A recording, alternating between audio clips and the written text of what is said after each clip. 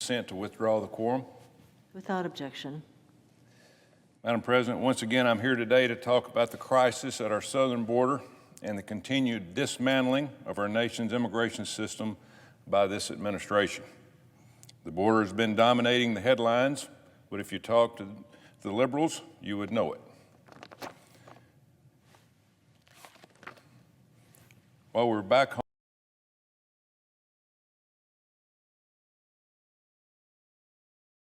working in our states, Democrats focused on everything but the border. Dismantling. Alabama. I ask unanimous consent to withdraw the quorum. Without objection. Madam President, once again, I'm here today to talk about the crisis at our southern border and the continued dismantling of our nation's immigration system by this administration. The border has been dominating the headlines, but if you talk to the liberals, you would know it. While we're back home working in our states, Democrats focused on everything but the border. President Biden released a so-called infrastructure proposal that's not actually about infrastructure. It's nothing more than the Green New Deal in disguise. And it raises taxes on hard-working Americans. Additionally, large corporations and Major League Baseball decided to give in to the demands of the woke liberal mob based on nothing more than pure disinformation. I know President Biden and Democrats would rather talk about those issues than confront the dire situation at the southern border. They're trying to pull a con job on the American people. Well, we're not going to let President Biden distract from a crisis of his own making. In a recent House hearing, Department of Homeland Security Secretary Mayorkas made a ridiculous claim that, quote, the border is secure. To say the border is secure is laughable. I recently joined Senators Cornyn and Cruz and other colleagues on a visit to the southern border to see for ourselves.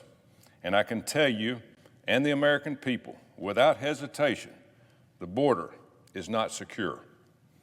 Reports just don't do it justice. It is a disaster. As an American who believes in the rule of law, I was embarrassed. This is not a Democrat or a Republican problem. It is an American problem.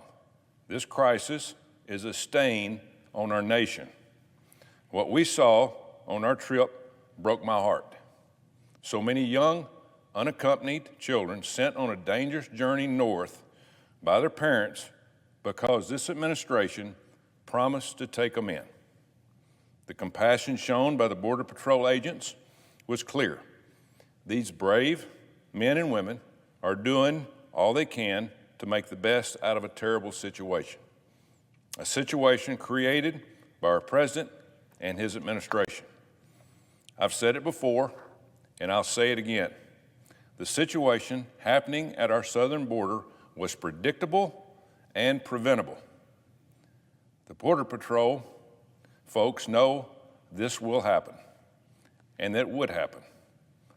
They told us how they asked the Biden administration before the inauguration to give them time to prepare for any changes to the immigration policy. But President Biden didn't listen. He was more interested in appeasing the globalists who demanded he immediately end President Trump's successful border policies. On his first day in office, President Biden reversed President Trump's policies and signaled to the world that the American border was open. President Biden gave Border Patrol little to no warning. The result has been a border that's not run by the United States. It is run by the Mexican cartel and human smugglers. What's worse, it's not just people that are coming in illegally.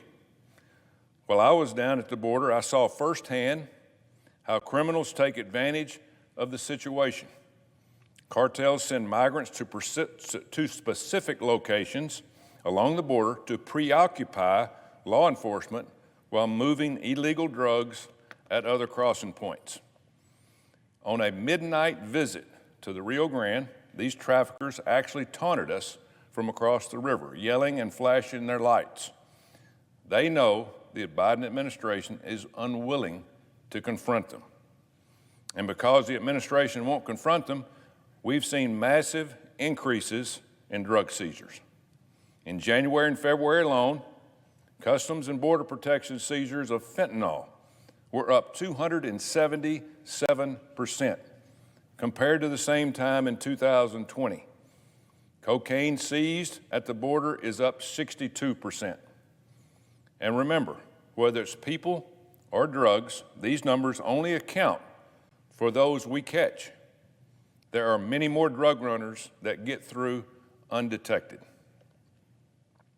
Secretary Mayorkas has said the administration goal is safe, legal, and orderly immigration system. Well, so far, he and they have failed on all three.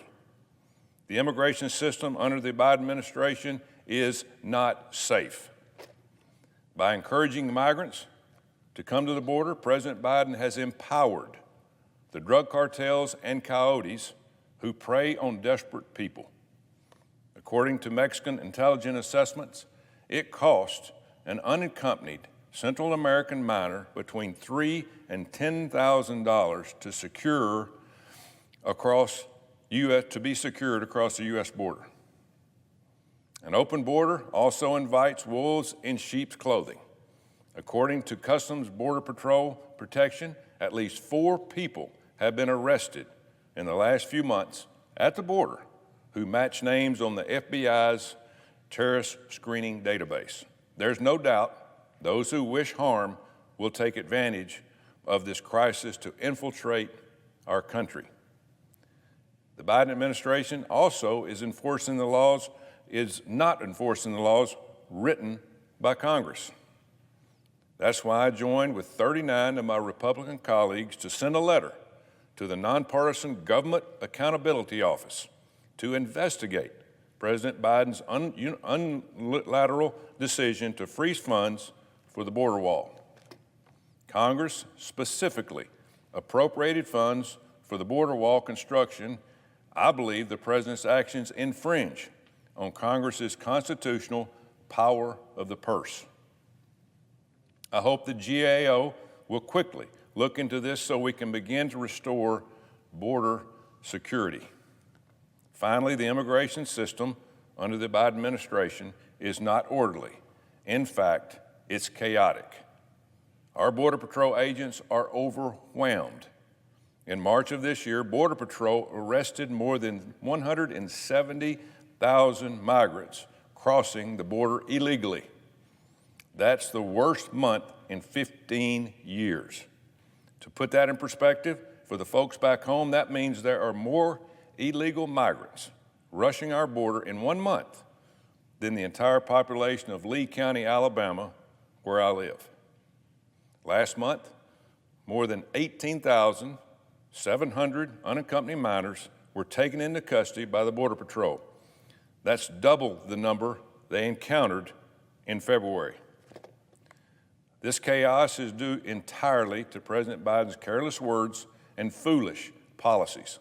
The Biden administration is content to let all who come here illegally stay. That is a recipe for disaster. The result is a border catastrophe.